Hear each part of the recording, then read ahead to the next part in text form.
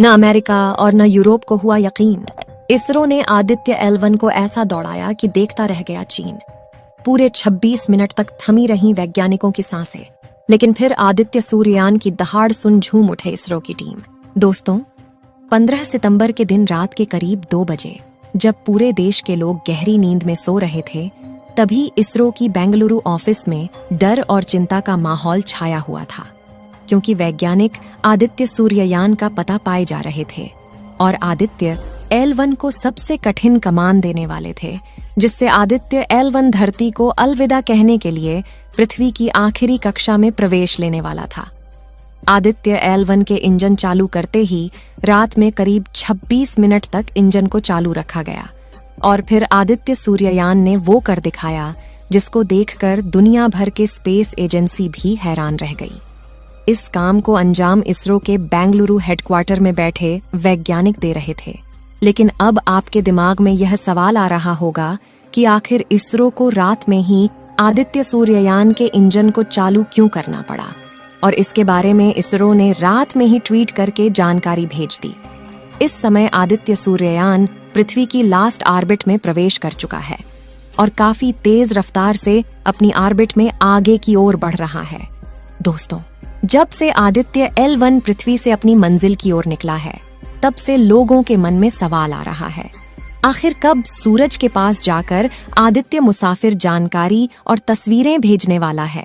हम बताने जा रहे हैं कि अभी इसने क्या खुशखबरी दी है, और साथ ही आपको यह भी बताएंगे कि अभी पृथ्वी से कितने किलोमीटर दूर चला गया है और सूरज के L1 पॉइंट पर कब तक पहुंचेगा। चलिए दोस्तों, इस वीडियो में आपको पूरा डिटेल में इसके बारे में जानकारी देते हैं। हमारे आदित्य सूर्ययान को 2 सितंबर 2023 के दिन श्रीहरिकोटा के सतीश धवन स्पेस सेंटर से सफल उड़ान के लिए रवाना किया गया था। आपको बता दें कि आज के दिन इसे अंतरिक्ष में भेजा जाएगा और अंतरिक्ष में जाते ही यह काफी तेज रफ्तार से धरती से 15 लाख किलोमीटर दूरी पर स्थित L1 पॉइंट की ओर बढ़ेगा। पृथ्वी की कक्षा से निकलने के बाद इसका सफर इतना भी आसान नहीं होने वाला है, क्योंकि पृथ्वी से 15 लाख किलोमीटर दूर स्थित L1 पॉइंट तक पहुंचने में काफी ज्यादा समय लगने वाला है। सबसे बड़ी बात यह है कि यह सीधे ही L1 पॉइंट पर नहीं जाएगा।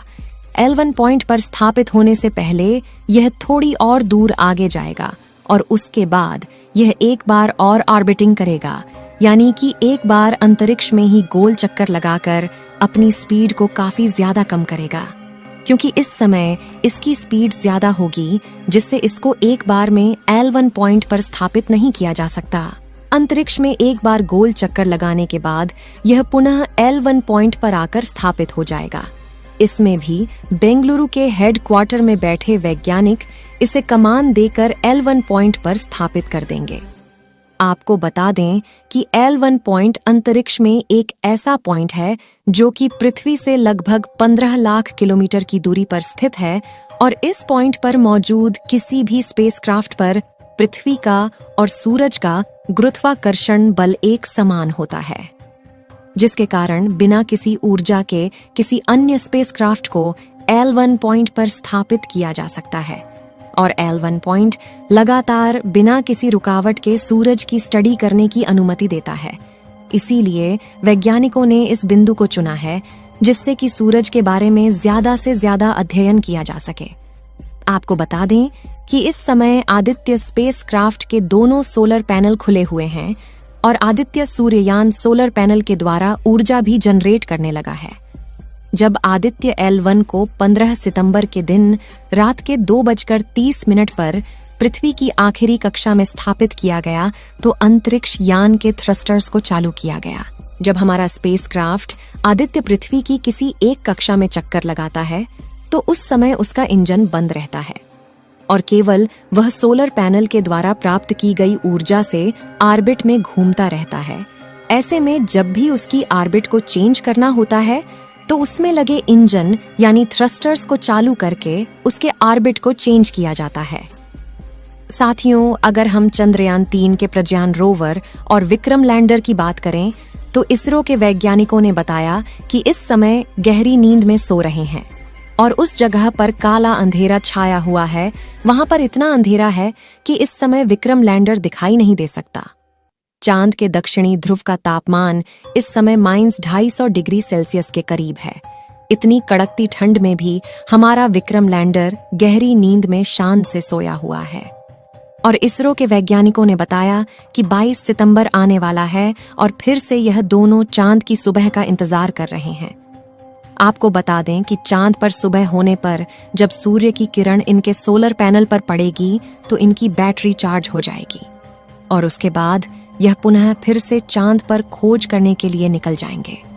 आपको बता दें कि इस बार यह चांद पर हाइड्रोजन की खोज करेगा जिससे चांद पर पानी होने की पुष्टि की जा सके। इस समय आदित्य सूर्ययान पृथ्वी की आखिरी कक्षा में 282 × 40,225 किलोमीटर की कक्षा में चक्कर काट रहा है, यानी कि पृथ्वी से अधिकतम दूरी 40,225 किलोमीटर और न्यूनतम दूरी 182 किलोमीटर है। अभी 110 दिन के सफर के बाद आदित्य ऑब्जर्वेटरी पॉइंट के पास पहुंच जाएगा। अब आपके मन में सवाल उठ रहा होगा कि सूरज की स्टडी करना इतना जरूरी क्यों है? तो इसके लिए आपको बता दें कि जिस सोलर सिस्टम में हमारी पृथ्वी है उसका केंद्र सूर्य ही है। सभी 8 ग्रह सूर्य के ही चक्कर लगाते हैं। सूर्य की वजह से ही पृथ्वी पर जीवन है और सूर्य से लगातार ऊर्जा बहती है। इन्हें हम चार्ज्ड पार्टिकल्स कहते हैं। सूर्य का अध्ययन करके ये समझा जा सकता है कि सूर्य में होने वाले बदलाव अंतरिक्ष को और पृथ्वी पर जीवन को कैसे प्रभावित कर सकते हैं। हमारे सौरमंडल का जन्मदाता सूरज 2 तरह से एनर्जी रिलीज करता है। अगर पहले की बात करें तो वह है प्रकाश का सामान्य प्रवाह जो पृथ्वी को रोशन करता है और जीवन को संभव बनाता है। पृथ्वी ही नहीं बल्कि यही वह ऊर्जा है जिसके द्वारा अन्य 8 ग्रहों पर भी रोशनी पहुंचती है। दूसरे की बात करें तो उसमें प्रकाश के कणों का चुंबकीय क्षेत्र आता है जिसके विस्फोट से इलेक्ट्रॉनिक चीजें खराब हो सकती हैं। अब आप सोच रहे होंगे कि आदित्य L1 सूर्य के पास जाकर क्या करेगा। इसका पहला मकसद सूर्य के आसपास के वायुमंडल का अध्ययन करना है और साथ में सौर कोरोना की भौतिकी और इसका तापमान को मापना है। आपको जानकारी के लिए बता दें कि सूर्य की बाहरी परत को कोरोना के नाम से जाना जाता है। इसका दूसरा मकसद कोरोनल और कोरोनल लूप प्लाज्मा का निदान करना और इसमें तापमान, वेग और घनत्व की जानकारी निकालना और सूर्य के आसपास हवा की उत्पत्ति, संरचना और गतिशीलता को जांचना है। आप सभी लोग आदित्य सूर्ययान के सफल होने की दुआएं कमेंट बॉक्स में करते रहें। इस वीडियो को एक लाइक जरूर करें और अपने मित्रों तक इस वीडियो को शेयर करें ताकि उन्हें भी जानकारी मिल सके और अपने भरोसेमंद चैनल को सब्सक्राइब जरूर करें और बेल आइकन को ऑल पर सिलेक्ट करना बिल्कुल ना भूलें।